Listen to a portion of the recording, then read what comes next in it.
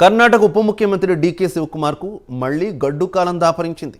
CBI మరోసారి DK శివకుమార్కు నోటీసులు జారీ చేసింది.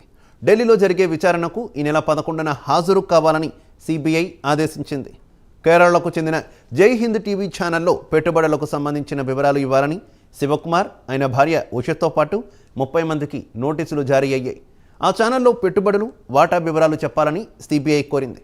ఆయనకు 2013 నుంచి 2018 మధ్యలో ఉన్న సంపాదనలో 74 కోట్ల లెక్కకు మించిన ఆదాయం ఉందని 2020లో సిబిఐ కేసు నమోదు చేసింది.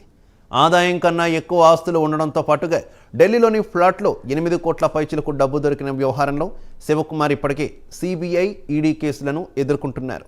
అయితే తాను జై హింద్ ఛానల్లో రహస్యంగా పెట్టుబడులు పెట్టలేదని డీకే శివకుమార్ స్పష్టం చేశారు. లోక్సభ ఎన్నికల నేపథ్యంలో తనపై ఒత్తిడిని మరింత పెంచేందుకు కేంద్ర ప్రభుత్వం దర్యాప్తు సంస్థల ద్వారా విధిస్తోందని ఆయన ఆరోపించారు.